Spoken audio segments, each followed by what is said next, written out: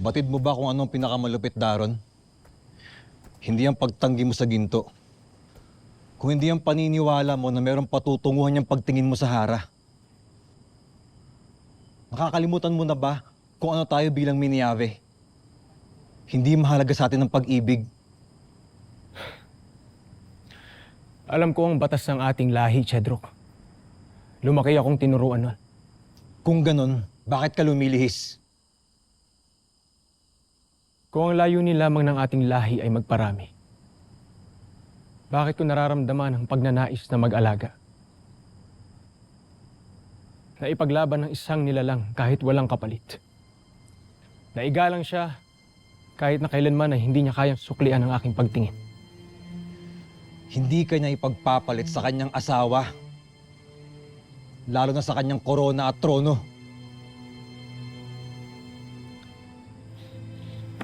Tanggap ko yan. At hindi na mahalaga sa akin na mapasa akin siya. Sapat na sa akin na makitang lagi siyang ligtas. Kung marinig lamang ito ng ating mga kalahi, Chedrok, iisipin nila na ako ay isang mahina. Ngunit mas masahol ang mabuhay ng walang pinaniniwalaan. At walang nilalang na itinatangi o pinahahalagahan. Kaya't kung ang pag-ibig ay isang kahinaan, hindi bali na. Pipiliin ko ng maging mahina.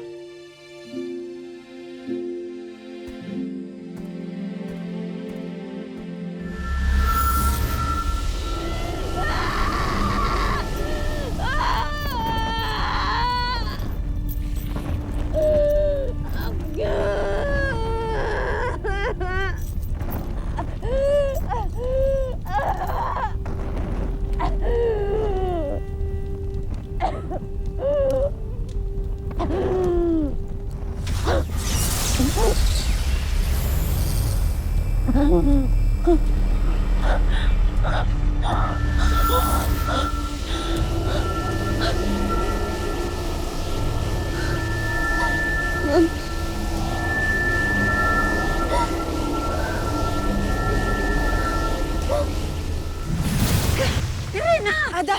Samara! Bakit mo ko inilayo sa kanya? Kung hindi tayo umalis doon, marahil ay pinaglalamayan ka na rin namin ngayon. Gaya ng iyong anak! Warka! Ngunit malapit na natin siya iukusa! Patid ko, namipuan ka pa sa iyong puso sapagkat si Tera ang pinag-uusapan natin. Ngunit tama si Perena. Mas madadaig natin si Gargan kung aatras muna tayo at mag-iisip tayo ng ibang paraan para malabanan natin siya.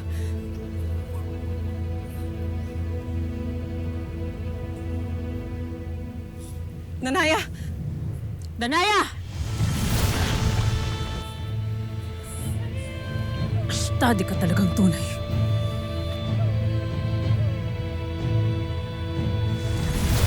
Gargan!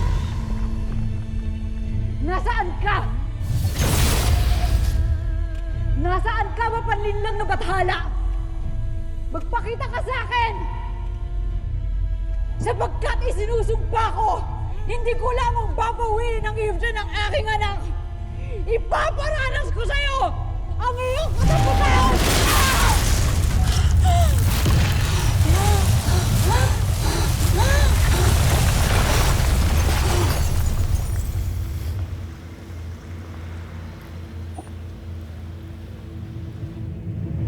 Ada,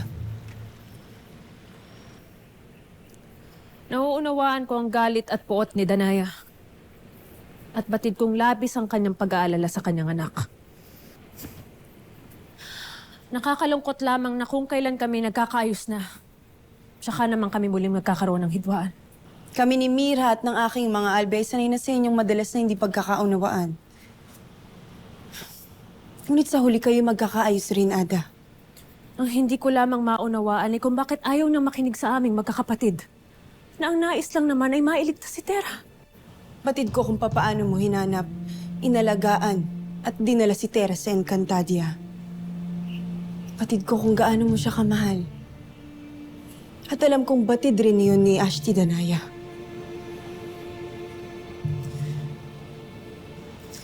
mabuting humingi ka na lamang ng tawad sa kanyang pagbabalik.